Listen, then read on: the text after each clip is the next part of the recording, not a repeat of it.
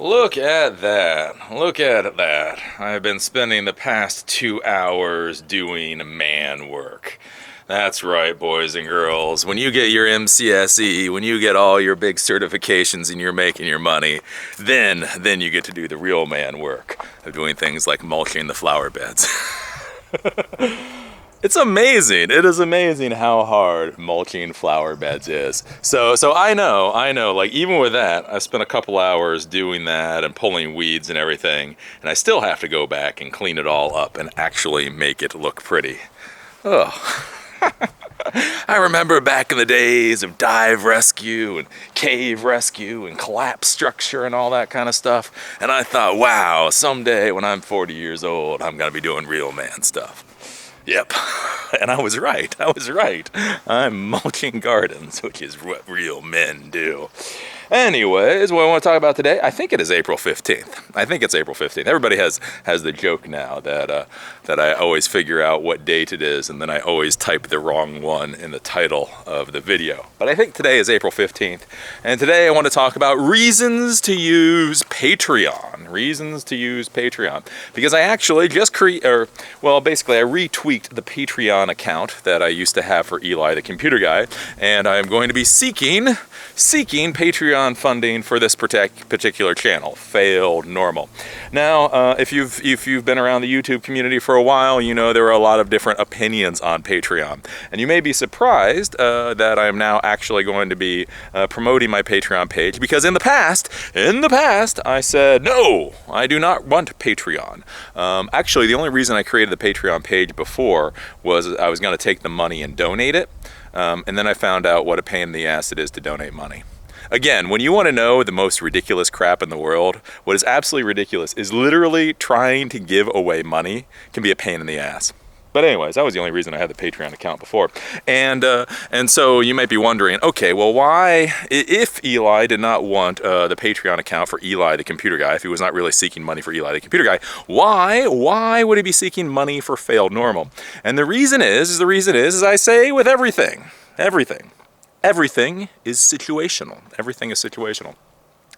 So the reason that I always eschewed Patreon before for the Eli the Computer Guy channel, so if you don't know me from those channels are where I am famous. This channel is not. I have like 3,000 subscribers here. Those channels, like the main channel has like 700,000 subscribers, and the secondary channel has like 70,000 subscribers. And basically on those channels, what has made me famous, world-renowned, is basically talking about business and technology and how you make money off of all those things. So it's not simply about Active Directory, it's not simply about Linux, it's not simply about, mesh networks, but it's about why companies want these things, and then how do you profit to high hell and back off of those, right? And so I looked at Patreon before. And I went, I wonder about this Patreon thing, because all the cool kids were doing Patreon. All the cool kids that I want to be. The Vlog Brothers and Chris Perillo and Grade A, Under A were doing Patreon. So if you don't know what Patreon is basically what Patreon is it's like a crowdfunding site for content creators. So some content creators, basically people go there and they say, I will give you this amount of money for every video that you create, up to a certain amount. And other content creators, they say, I will give you this amount of money per month. And so the idea is that's how these content creators get funded. And so those folks do very artistic stuff, and basically artistic stuff is kind of difficult to monetize using normal ways, getting sponsors and doing YouTube ad revenue and all that kind of thing. And so all those folks did that. And so I looked at Patreon before and I went, money. I like money, right? And this is a different way to get money. This is a new way to get money. So I get ad revenue and I get sponsorships. What if I could get Patreon too? And then I sat there and I thought about it for a while. And the reason that I decided not to do Patreon is because, frankly, it kind of went against everything that I was trying to say in my videos. So here's the thing, right? I always try to be, again, I'm not transparent. Honest. I am honest, not transparent. Two different words. Socratic method. Two different words. Transparency, honesty. Honest, yes. Transparent, no. But anyways, always try to be honest with you guys. And what I looked at is, okay, if I'm sitting here and I'm creating videos and I'm talking about this is how you make money off of technology, and then I beg you to crowdfund me in order to fund my content, that's not really business, right? Because again, one of the things that I've prided myself on with all of the content that I've ever created is it's all supposed to be topical. It's all supposed to be my experience is. So if I was sitting here trying to tell you how to close contracts, if I was sitting here trying to tell you how to negotiate sales, if I was sitting here trying to say how you upsell and all that kind of stuff, and yet I was getting all of my funding from crowdfunding, that just doesn't seem right to me. That just doesn't seem right. It doesn't seem authentic. It doesn't seem honest, right? Even if I was transparent with that, even if I told everybody what was going on, even if I said, hey, I'm getting ad revenue and sponsorship money and I'll take your crowdfunding too, that just didn't really feel good to me, right? It was like, you know what? That puts a bad taste in my mouth, because how am I supposed to be telling you folks how to do business, how to make money off of technology when I'm getting crowdfunded? It's kind of like a begging thing. It's like, and especially for me, like with the ad revenue, off of YouTube and the sponsorships, those are very valuable. They make me a good chunk of money. And then the other thing that I looked at too was I didn't really need any more money, because I got to a certain point when companies just started sending me stuff. They're just like, oh, you want this $4,000 widget? Here you go, right? So, I mean, that might have been something too. Like if I was making enough money off of sponsorships or ad revenue, and then in order to buy, I don't know, whatever else I wanted, I needed some extra money to do that, maybe I would have crowdfunded. But again, I got to the point where they were willing to just send me the items, and so I didn't need it that way. And so basically what I felt before with the Patreon is for the type of content that I was creating, that it was not authentic to do crowdfunding. Basically, it was not authentic to beg. Because again, like I say, that doesn't make any sense. This is how you make money as a technology business person. Can I please have some money, please? Like, that doesn't fucking make sense. But then you're sitting there like, okay, well, that's what you say about Eli the computer guy. Then with Fail Normal, why isn't that the case? I mean, can't you get ad revenue with Fail Normal, and can't you get sponsorships with Fail Normal and all that kind of stuff? You know, come on now. Why would you go over to Patreon for Fail Normal? And the reason is there's a couple of reasons with Fail Normal. The first reason is I'm curious about how the ad revenue will work out at the end of the day. Again, one thing to think about if you're going to be a YouTube content creator is, remember, we get paid based off of an equation. We don't get paid a set amount for anything. We get paid off of an equation. So it's views times CPM, or cost per 1,000 impressions, right? So if I get 1,000 views and my CPM is $1, that is obviously worth less than if I get 1,000 views and my CPM is worth $20. Right? And so that's one thing that I have found, I think, with my Eli the Computer Guy channel. One of the things I talk about with Eli the Computer Guy channel is it pays me good money. It pays me good ad revenue. And I've talked with other people that have much bigger channels than me. A lot fucking bigger channels than me. A lot more subscribers, a lot more, just exponentially more views. And then I learned the hard way why you don't talk about how much money you make. Because there's been a couple of times I walk up to somebody that by all rights is like 3 or 4 times bigger than I am. And I'll be like, yeah, so this is how much money I'm making. So how do I get to your level? And then they're just like fucking silent. And you're like, oh shit, I make more money than you, don't I? Damn it. I didn't mean to do that. I really didn't mean to. I researched you. I know who you are. I assumed you were doing better than me. And so basically that's the thing with Eli the Computer Guy. I feel the CPMs are probably going to be significantly higher than Fail Normal. Fail Normal is actually relatively high. Fail Normal is not nearly as low as I thought it would be, but it's definitely not as high as Eli the Computer Guy. So again, even if I get more views on Fail Normal, that doesn't even necessarily mean more money, or the same amount of money. Might mean a lot less money. So that's the first thing. So doing ad revenue off of a lifestyle type of vlog, the CPM is far less than off of like a tech educational thing. The next thing is, as far as sponsors go, sponsors are a pain in the ass. You have to be so careful with sponsors. Now, I'm not against sponsors. Obviously, I've had a lot of sponsors in the past. But when you start dealing with sponsors, you get into some really weird areas. Like the whole thing, like one of the problems is you get into with sponsors is a lot of the people that are dealing with the social media folks, they're frankly kids. And again, I know, and it's not, again, this is not millennial rant. It has nothing to do with millennials. The baby boomers when they were kids were annoying. when we were kids, we were annoying. Millennials, when their kids are annoying. Whatever the hell the next generation is, when their kids are annoying, right? And the problem is just when you deal with these folks, for some reason, the people that are responsible for social media sponsorship campaigns many times are like 25 years old. They have no idea what the hell is going on, and they can just be royal pains in the asses to deal with, right? So if I don't have to significantly deal with sponsors, the good thing is it makes my life easier, and it also keeps the content a lot cleaner, right? I can wear my cheesy little Henley from Bass Outfitters and not have to worry about what clothing I'm wearing or whatever. Though I will have to say, if Under Armour wants to sponsor me, I have no problem wearing Under Armour. I like Under Armour clothes. I like Under Armour clothes. So if Under Armour wants to sponsor me, I'll take that. But basically, I mean, that's one of the things with sponsorships and all that. And then, so what I'm looking at with crowdfunding then is if I do Patreon and we do crowdfunding, basically that releases me from a lot of the issues with YouTube ad revenue. The other nice part with YouTube ad revenue is, since this is now a lifestyle vlog, and I'm walking around and doing things, I may run into issues with copyright.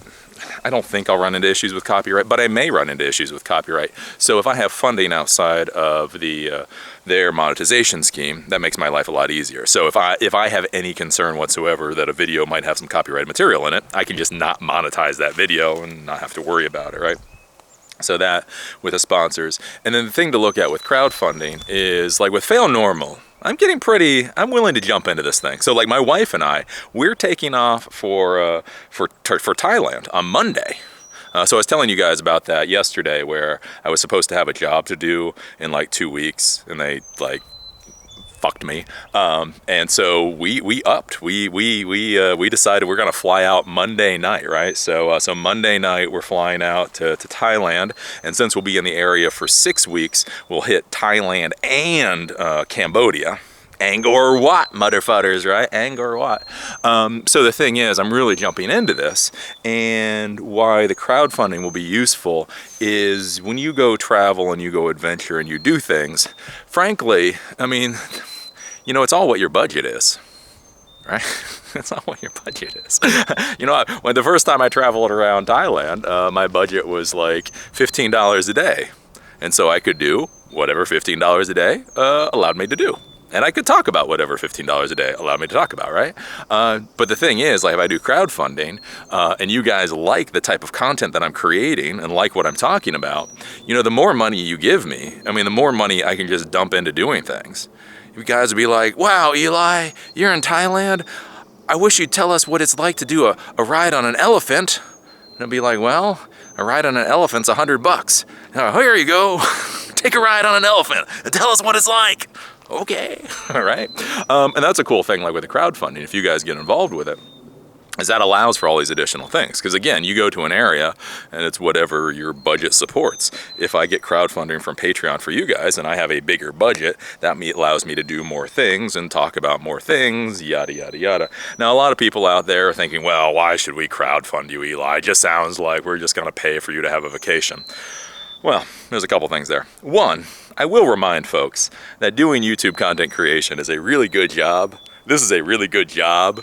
Good job. Operative word, job. This is still a job. This is still a job, right? Right now, I'm talking into a $1,000 camera, sitting on a $100 monopod with a $200 microphone system on top of it. That's like $1,300 I had to pay in order to be able to talk into this for this good job, right? Flying off to Thailand is $2,000 or whatever, and then even just talking to you guys. So tonight will be a little short, but like when I go out and I wander and I'm talking to you guys for like an hour at a shot, that's actually me talking to you folks for an hour at a shot, especially like when we go to Thailand and stuff. I'm going to take my video camera with me. So all these really cool places, I'm going to take video while I'm there and then actually splice it into the whole vlogging thing. And so again, it is a job. It is a fun job. It is a good job. Still a job. Still a job. So the first thing is, when you think about like, why should we pay for your vacation? Not a vacation. It's a good job. It's a good job. Two, one of the things to think about is a lot of people I've actually found talking with folks, because you should always talk with people, is a lot of people like to vicariously live through me. right? So I tell you guys, you girls, you Z's, that you should go out there and do this. Again, I make this about as honest as possible, so that you know the prices and everything, and you guys know, you folks know that you can do this. So round trip ticket for one person to Thailand is somewhere between $800 to $1,000 on Qatar, Qatar Airways. Once you get there, I was looking at Bangkok, and Bangkok for a hotel room, not a guest house, not the weird little thing I stayed in before, can get you $25 a night down by Khao San Road area, like the big area where everybody is. And you can go less than that. Like I say, when I went there, I was going true bargain basement, and literally the room I stayed in really is true. It's on Khao San Road. You go in there, and you have basically what you get is you get 4 walls and a door, and you walk in. There's no windows at all. It's all internal. You just have this bed, and then above you, the walls don't even go to the ceiling. The walls go up 8 feet, and then it's 3 feet of chicken wire. Yeah, I'm not joking there. And you can get that for $5 a night, right? But the thing is, so I tell you guys about this, you folks about this, and I let you guys know you can really do this. This really is not as horrible as you think. Really, I mean, I'm not saying somebody on minimum wage can do this, but not much higher. I mean, if you made $12.50 an hour, and especially if you lived at home, you could do a trip like this relatively easily, really, right? But here's the thing. So I tell you guys about that, you folks about that. I'm trying to get better with the pronouns, folks. Anyways, I tell you folks about that, so that you know you can go out there and do it. But there's a lot of people out there that just don't want to do it. They're just I don't want to go to Thailand, Eli, but I'd like to know more about Thailand, right? And so one of the things is, if people are using this content to kind of vicariously live through me, so they can see all these cool places in Thailand, they can see Cambodia. Again, when we get the video shots of Angkor Wat, I think it is it's one of the largest ruins in the entire world. I mean, it is truly, truly, truly amazing, right? And so paying into this, you get part of that experience. Again, the more money I make with anything, the more I'm willing to throw into it. And then the final thing that's useful is if you don't want to live vicariously, man, you just want to get into this. You're like, yeah, I want to do it. Then basically you can use these vlogs as a travel guide. So you can see all the places that I've gone to, and then you go, that looked cool. No, I'm not going to do that, right? Because you're going to hear from me. You're going to hear me talk about this stuff as it is. This is why it was good. This is why it sucked. And you're going to be well, yeah, let me just skip that place, right? And so that's why I think it'll be valuable to the folks watching. And so that's my thought on the whole Patreon thing and why I restarted the Patreon campaign. Because again, I think it'll be valuable. I think it'll be valuable for the people watching, and I think it makes sense to take the Patreon money. Again, in the future, I mean, maybe I'll get sponsors maybe Qatar Airlines will just sponsor me, right? Maybe North Face will sponsor me. Maybe these places will sponsor me, and then money won't matter so much anymore. But right now, trying to figure all that out, it can be a pain in the butt. Again, that's a nice thing with the computer world, the technology world is pretty open, and they're pretty experimenty. They'll experiment with things. So they'll come to people like me, and they'll sponsor me just to see what happens. The issue is I have tried to go to these lifestyle companies in the past to talk about sponsorships, and the issue with them is when you're a lifestyle person, there's just so many stars out there that's well, if you don't have 5 million subscribers, you're just not worth our time. You're damn it. All right. So that's a thought there. As far as the rewards or the awards for the Patreon thing, basically my thought is that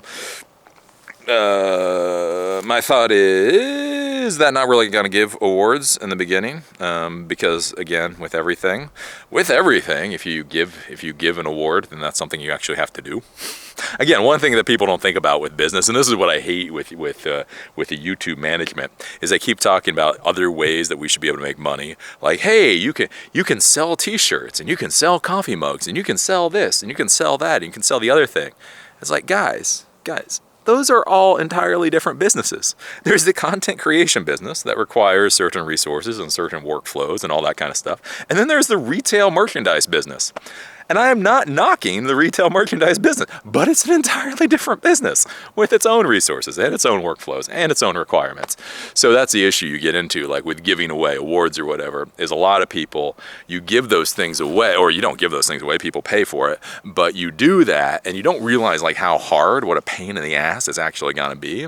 And then you end up with hours and hours and hours and hours of work that don't relate to what people want. Again, if you are funding me, if you're giving money on Patreon, what you really want is good vlogs. You don't really want bumper stickers, I don't think. That is my theory at the moment anyway.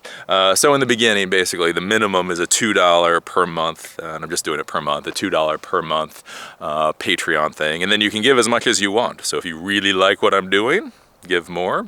And if you don't, give $2. And if you really don't care, don't give anything at all. But I think that's it. I was thinking going to the future, if this works out, if the Patreon thing works out and we keep doing this, what I was thinking as an award or reward or whatever, is I was thinking about sending postcards. That could be super cool and sexy. But I figure you have to figure out like the money and the time requirements and all that. I was thinking like $15 a month like gets you 1 postcard a month, and maybe like $50 a month gets you like 4 postcards a month, like 1 per week. And then you could get like these postcards from like all over the world. So when I go to, I don't know, I go to the Sri Lanka elephant orphanage, I can pick up, 50 postcards and send them all off to whoever is at that particular level. I think that sounds like a good idea. But again, then the question really becomes is how much money I should charge for that, because $50 doesn't seem too much. You're like, oh, $50, or $50 seems like a lot, but it's like $50 for 1 postcard per week. And then if I'm in a foreign country, it's like $2 to send a postcard plus the postcard itself. Let's say 50 cents, so $2.50. It costs $2.50 to send a postcard. And then you have the whole thing of, so $50 a person, so 20 people per week equals $1,000 per month. So let's say to get to $10,000 would be 200, yeah, fuck. See, that's where you do the math. So 200 postcards per week getting sent out equals $10,000 a month if you say $50 per month. And then you start thinking about it and you're like, wow, 200 postcards per week is a real pain in the ass. Like week after week after week after week after week. Because you don't think about it, but like just simply writing out people's addresses with some little tidbit of information and then sending all of that. Again, that's what you have to think about with business. Again, like I said, you guys think, oh, $50 a month to get one postcard a week. Oh, that's Eli. You're cheating people. You want too much. But then you start doing the math, and you're like, wow, that's actually a pain in the ass, isn't it? 200 postcards, because you got to buy the postcard, and then when you're buying 200 postcards, it's not like places have 200 postcards. So you buy like 25 of this postcard, and 25 of that postcard, and 25 of the other postcard. Then you got to be someplace that has postcards. Yeah, so I've got to figure that. So we're going to keep it simple. Again, this is one of the lessons in life I tell you guys about business. You folks about business. I'm really trying to work on the pronoun. I'm trying, man. I'm trying to work on the pronouns. But anyways, but that's what you folks have to think about with business is, again, like I say, these things that it seems really expensive, like $15 for a postcard seems like a stupid amount of money. Until you think about one person doing this while they're traveling all over the world, and then you realize, oh, that's a bit of pain in the ass. It's like, yeah, I don't know. So anyways, we'll start with we'll simply start with the $2 and go from there. And you folks can tell me if it's good. Yeah, but that's a thought. That's why I was doing Patreon before, that's why I didn't really want to do Patreon before, and that's why I do want to do Patreon going forward. And one of the things I do really want to emphasize, though, as a YouTube content creator, is one of the issues that I see in the YouTube world, especially with viewers, is we have a lot of stupid content creators out there. We have a lot of stupid content creators out there, like the Vlog Brothers. Now, don't get me wrong. Don't forget to be awesome, Nerdfighter, and all that. I love Hank Green. I love John Green. They have done a lot of amazing stuff for the YouTube community. But one of the things that they have done that has totally and utterly fucked the YouTube community is that they have been very prominent about saying that they don't want to make money from their YouTube videos. They've got like 2.5 million subscribers. Each one of their videos gets like 200,000 views. They spend time, they spend energy creating their content, and they create a lot of content. Like they create 2 videos per week, and believe me, with all those little jump cuts in there, that takes a bit of time. And then they've been very, very, very prominent about saying, we shouldn't make any money from this. So for a long time, they didn't have any ads on their videos at all, even though they could have ads on their videos. And then even after they started having ads on their videos, they then said, we are just going to simply donate all this money. We're doing this from the love of our hearts. We don't feel that it's right to take this money. We're going to donate it. Now here's the thing, don't get me wrong. Do not get me wrong at all. If they wish to donate all the money from their ad revenue to good causes, I am all for that. That is good. That is awesome. The issue that I have is the way that they have presented it, as in basically YouTube content creators shouldn't make money. And that's one of the things you hear a lot of people talk about, like with the Patreon stuff and all that, is, oh, why are these YouTube content creators begging for money? And just to keep in mind is it's not begging for money. This is our job. This is the work we do. This stuff requires time, energy, money, the whole 9 yards. Again, the camera that I'm looking into the system that I'm looking into right now alone costs $1,300. Well, that doesn't even include the SD card. So like $1,350. And that doesn't include the other cameras I have, and that doesn't include my Mac, and that doesn't include all the other stuff. That doesn't include the $2,000 airfare and all that kind of stuff. So that is one thing just to keep in mind with YouTube content creators, is there's this weird mentality a lot of people have, like for some reason, like we should be doing this for the fun of it, and that we shouldn't even expect to get paid. And again, if you don't want to pay me on Patreon, again, no harm, no foul. I'm not saying you got to. I'm just saying, stuff costs money, right? When I sit across the table and I'm having dinner with my wife, and we have to talk about, the financial plans for the next year, if I can say, well, this is the amount of money I'm getting off of Patreon, it makes the conversation a hell of a lot easier. And it's not because she's like horrible or anything. It's just because we got bills to pay. You know what I'm saying? We do have bills to pay. And that's my thought with Fail Normal, is what I would like to do is I have more motivation for Fail Normal than I do for Eli the Computer Guy. I've kind of just come to the end of Eli the Computer Guy, and I've been talking about this for like a year and a half now. It's just, the whole technology thing has basically run its course. The world of IT is not what the world of IT was. And not only that, but I've actually done like 2,000 videos on technology. I was talking to my wife about that before, and it was like, it's not that I'm lazy, and I'm not even sure that I've lost my motivation. It's just, I've done 2,000 videos on technology. I mean, like, just, how much more do I have to say? Like, seriously now, right? I've said my bit. I've said my bit as far as tech is concerned.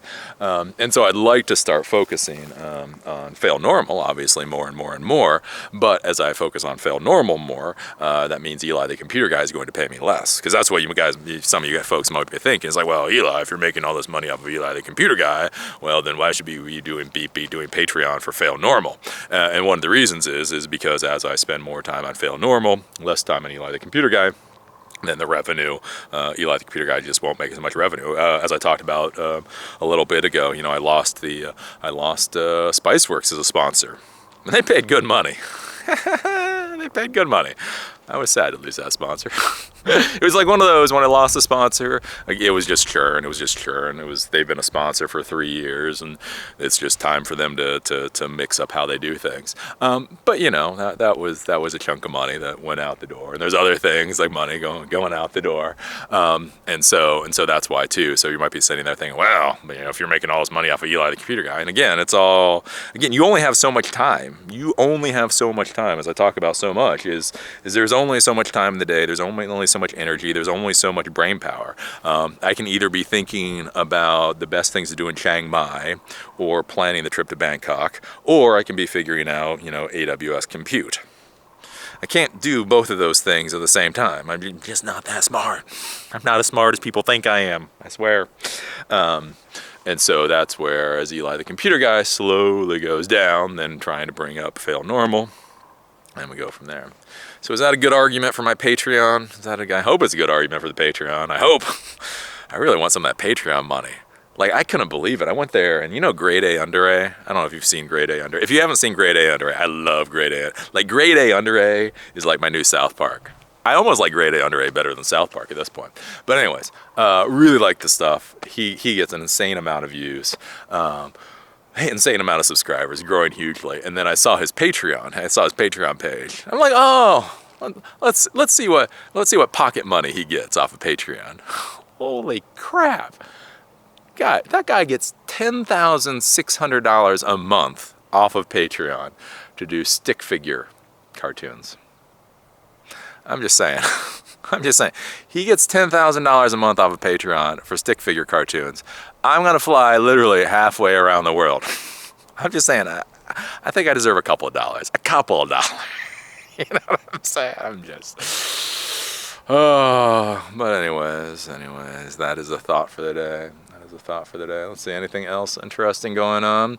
Not really. Like I say, I mean, the big news is last night after I got done with the video, literally I walked up on the porch and I looked at my wife and said, "So, you want to leave on Monday?" She was like, I was like, okay, good, we're leaving on Monday. She's like, yeah, okay, sure, we can leave on Monday. And after that, went in and we just changed our airline tickets, and it was about that easy. I do have to say, I really like Qatar Airlines for being able to modify your plane, your trip. It costs a little bit of money, but it was really easy. It was $200 a person to change the date, to change the plane ticket. So that's not bad. Again, I mean, it's $400 I would have liked to keep, but we get to go 2 weeks early, so that's not bad. It was really easy to do. Basically go on there in about 10-minute process. It's all done. So basically did that. Now trying to figure out where we're going to be staying in Bangkok. Found a couple of places. There were some nice hotels in Bangkok. Again, when you're willing to spend like $70 in Bangkok, it's like, wow, that's nice, right? So as I say, I think we're going to fly into Bangkok. We're going to stay in a nice hotel for 4 or 5 days as we get used to the area, and then we'll go up north and start staying in more normal places. Because again, you can get good, nice guest houses there for $20-25 a night. I mean, that's with air conditioning and all that kind of stuff. And so obviously if you don't get air conditioning, it's a lot less. So I figure, like I say, we'll spend more money when we're in Bangkok just to make life easier. Again, that's one thing whenever you're going to be traveling to think about is there's times to conserve money, there's times to rough it, and then there's times to just drop the money and be happy. And one of the things I will say is one of the times to drop the money and be happy is when you get off of a 24-hour flight. When you get off of a 24-hour flight and you're arriving in an area that's approximately 12 hours off of where you're coming from, just get a good hotel room. Again, you don't have to do it for like 4 or 5 days, but 2 days. I really would argue for 2 days because, again, I've done this a couple of times now, and you were just so locked up. It's just, you just get off the plane, you're just because again, it's one, you spent 24 hours on a plane, that really sucks, and then 2, you have the jet lag thing that really sucks, and then 3, you're in an entirely new environment. Unlike Bangkok is not, Bangkok's Bangkok. You know what I'm saying? Asia's Asia. Asia ain't. Yeah, this isn't, you know, somebody in Philadelphia going to New York City. Woo, this is Asia. Right. And so get a nice place to stay, at least for those first couple of days. And then after that, if you want to rough it, go for it. The only weird quirk that we're going to have is when you fly into Thailand, for Americans and most other nationalities, you only get a 30-day visa. So you get a 30-day visa. You can't extend it, but it's a bit of a pain in the ass. So that's why we're thinking, and it's weird. So if you fly into Thailand, you get a 30-day visa. If you come by land into Thailand, you only get a 15-day visa. So what we're trying to figure out then is we'll go from Bangkok and then we'll go north to Chiang Mai, Chiang Rai, Ayutthaya, all that kind of stuff. And then at some point we'll go over to Cambodia, and I figure spend a week or 2 over there and then come back. But we have to figure out that timing thing. And we have to figure out what we want to do. Because like the north of Thailand is awesome. And the south of Thailand is awesome. The east of Thailand, you know, it's the east of Thailand. You know, it's there. It's Thai, you know. They got good massages, I suppose. It's not just the most amazing place, at least that I found. So that's the other thing, too. So we'll go from Bangkok, and then we'll go up to Chiang Mai, Chiang Rai, the north, and then we'll go over to Cambodia. But then Cambodia is basically on level, or we're saying Siam Reap, where Angkor Wat is basically on level with Bangkok. And then between Siam Reap and Bangkok, there's just not a lot that I really want to see. So we're going to have to kind of figure out that math. But, you know, if that's the biggest problem you have in life, that's not exactly a big problem. Oh, I have to figure out the math between going from Siam Reap to Bangkok. I just don't know. Anyways, other than that, yeah, it's all going pretty good. I think we've got all the equipment down. So I've got my nice little blue bag. Maybe I'll show that to you guys tomorrow, you folks tomorrow. Working on the pronouns. I really do. I feel like we should get better with pronouns. I feel I should get better with pronouns. Lots of people, like, they have that thing, like, we should. I don't know what you should do. I should get better with pronouns. But anyways, get better with pronouns. Yeah, so I'm packing everything into the one pack, and so maybe I will show you folks that tomorrow and show you the stuff. So I got the special travel shirts. You know, got all the other stuff. So maybe I'll show you folks that tomorrow. But anyways, my wife wants to go have some sushi tonight. And I would like to have some sushi tonight. So I think we're gonna cut it off at 35 minutes. I know it's a little short. But I think 35 minutes is good for today. So with that, we will call it a day. And again, think about the Patreon thing. I'm not saying you gotta do it. I'm not gonna like pout and cry and whine if you don't. But again, like if everybody chipped in like $2, that could be like awesome. Like seriously, that could be like holy crap. And then you can go like, ooh. that's the whole thing. You're like, oh, why should I pay $2 a month? Why should I pay $24 a year? because again, I'm so honest with you people. And you can see me. And I'll be like, guess what? We're gonna go ride on an elephant tomorrow. Yay! And then I'll get back from the elephant. I'll be like, oh my God. I was on an elephant all day. It was horrible. And then when somebody asks you, hey, do you want to ride on an elephant? You'll be like, yeah, you know, my buddy Eli, he rode on an elephant. And that did not seem fun. I'll just skip that one. I will just skip that one. Kind of like with Nepal. Like Nepal is an amazing place, right? Nepal is amazing. Well, how do I put this? Like the west of Nepal is amazing. The west of Nepal is amazing. So again, if you hear about like, I want to go to Nepal, and then you got to think, and be like, what did Eli say about Nepal? Didn't he say the west of Nepal is amazing? And that's the thing, like the west of Nepal is amazing. So the west of Nepal is where the Himalayas are. Amazing. Just mind-boggling. You got to go there in your life. That is like bucket list. That's your bucket list you got to do when you're 23. Here's the thing. The east of Nepal?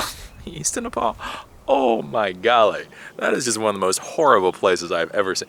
It is just flat and hot as hell and barren and dusty, and I mean, spaghetti monster bless any of the folks that live there. It is just like, wow, this is bad. But see, that these are the lessons I can give to you folks, right? It's like west of Nepal is amazing. East of Nepal, stay away from the east of Nepal. Hey, why don't we go to the city in the east? No, why don't you not go into the city in the east? Just leave it off. Just stay in the west. But those are the things I can talk about, and all the kinds of food and that. But anyways, those are my thoughts. Well, I think my wife is getting a little rambunctious to go, because we do have to drive a little bit. So I will see you folks tomorrow. Ooh, I did it right that time. Folks. Anyways, I see you folks tomorrow.